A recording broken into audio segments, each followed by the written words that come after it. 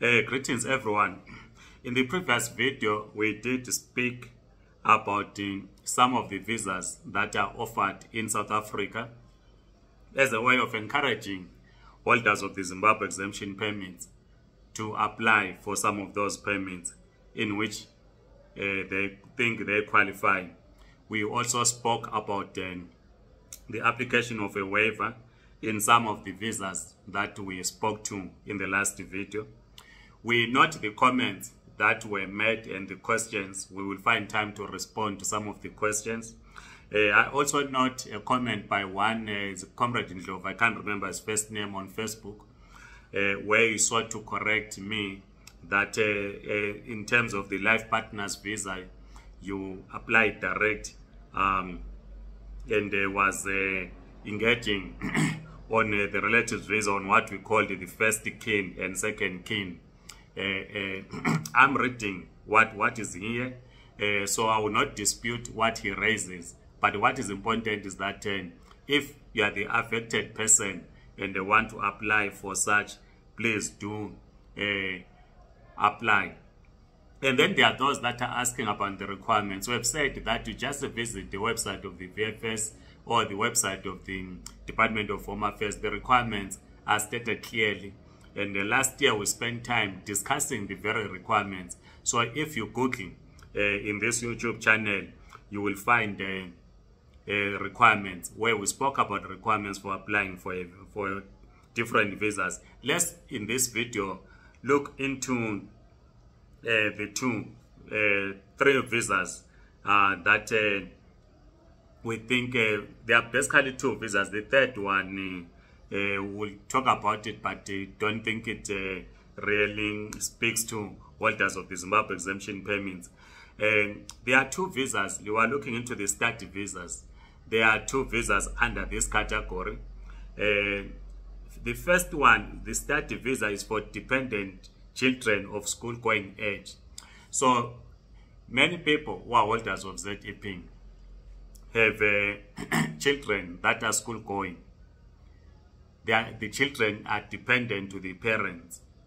And for them to write matric or to be in class, they need to have a study visa. The challenge that we have had is that until the parents renew their own visas or permits, the kids will find it difficult to apply.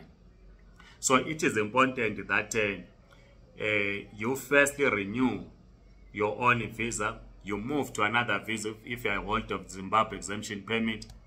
Then your kids, who happen to be your dependents, will then apply under you.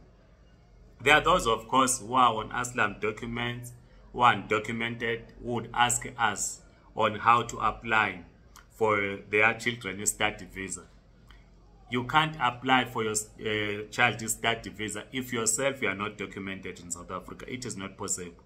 Because the Immigration Act was tailored in such a way, or this study visa, in such a way that if you are a migrant coming to South Africa, you have a job offer, you are now working, you want your kids to accompany you, they apply for a study visa under you. So there's no way that when you came here in South Africa, you are not documented. Then in the school, because your kids are school going, even though they do not have study visas, you then ask on how you can apply for their study permit. It is not possible. We will do more research on those that are ASLAM holders, but in the main, parents will indicate to the school that they are on ASLAM documents. Then because if you are an ASLAM document, you cannot go to the embassy or the consulate of your country of origin. Because the reason why you have an ASLAM document, you are seeking refuge in South Africa. Once you step into the Zimbabwe consulate, you are basically in Zimbabwe. So it means there is no reason for you to have an ASLAM document. And this is a confusion. Then someone with a hold of an ASLAM document, then he goes to the Zimbabwe consulate to apply for a passport or for their kids' passport, as also trying to apply for their kids' study permits. It's not possible to do so because you are running away, unless, of course, like men who are using an asylum as a permit, which you must forego because if you are a holder of an asylum document, you can't go to the consulate and apply for a permit. So if you have moved to another visa, you are holder of ZEP, then you apply for the study permits of your kids. If you are a asylum holder, you need to put your kids under you so that they also have an asylum, because they are accompanying you while you are running away from prosecution from your country of origin. They should be under you. Then the school will register them. Then the second category under study visa, it says study visas for foreign students who would like to undertake tertiary education in South Africa at a learning institution approved by the Department of Higher Education and Training. Also important is that it must be a full-time course. Unfortunately, part-time courses do not cut it. In other words, you have completed your A-level in Zimbabwe or your higher education in DRC, Nigeria, wherever. You then apply, say, to start at Wits University. So you apply from your country of origin, and you get your study visa and come and start in South Africa. You do not need to be accompanied by parents, as opposed to the first category of the study visa, where we spoke of children who are dependent to parents. But those that are going to university, you don't need your parents to have a visa for you to apply for a study permit. You apply for a study permit on your own. I mean, it's something that is common.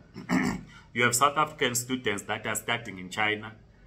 Their parents, some of their parents have never been to China, or in the US, or in UK, Europe, and so forth. So it's common.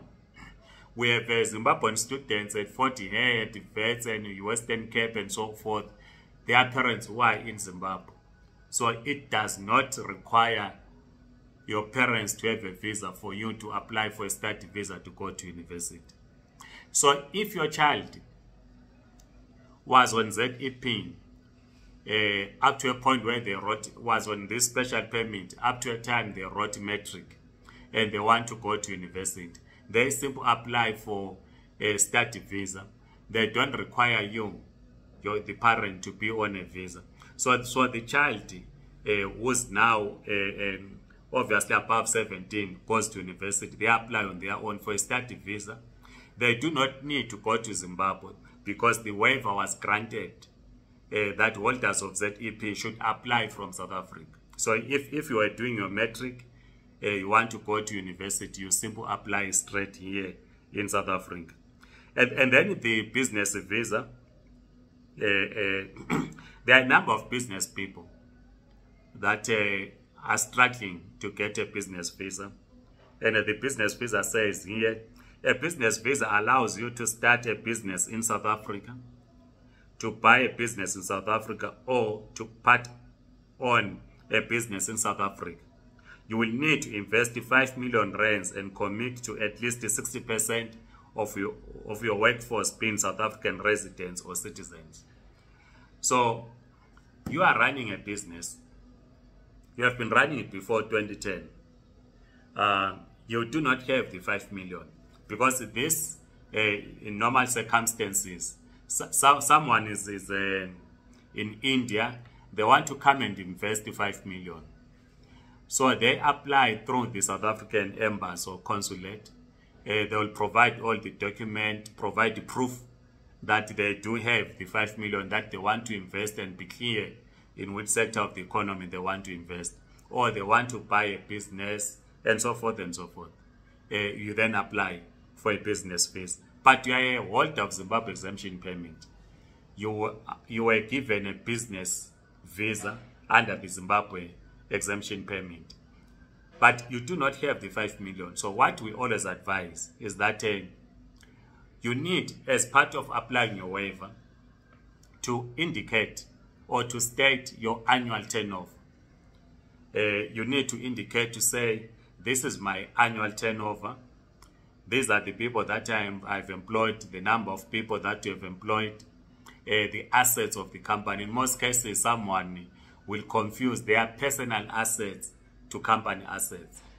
So if you have a vehicle that is company registered, it is a company asset. It is not your personal asset. But if you have a vehicle or a home, a house which is registered in your name, not in the name is company, it is not a company's asset. So there is always a confusion on those. So when you apply for a waiver, you state that your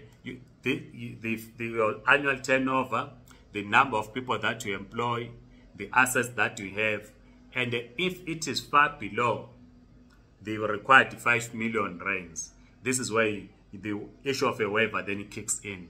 To say, while the requirement is that I should have 5 million rands to invest in South Africa, but my assets and turnover, everything comes to about 2 million rands, you then apply. Or it comes to 500,000 rands, you are running a small scale business, or annual turnover, the assets that you have comes to 500,000, 500,000 rands, you indicate that. Then the minister will decide whether to grant you a waiver so that you continue running your business in South Africa. Please write in the comment section. We will not discuss, like I said, the third one, which is retirement visa. We don't think it is applicable to holders of ZEP, because ZEP holders are generally working, running businesses or starting. But the retired visa is for those that maybe were working in Europe, in Japan, wherever. They want to retire in South Africa, which is a different thing altogether. Please like this video, circulate, subscribe to this YouTube channel, and please write your comments in the comment section. Otherwise, thank you. Have a great day. Goodbye.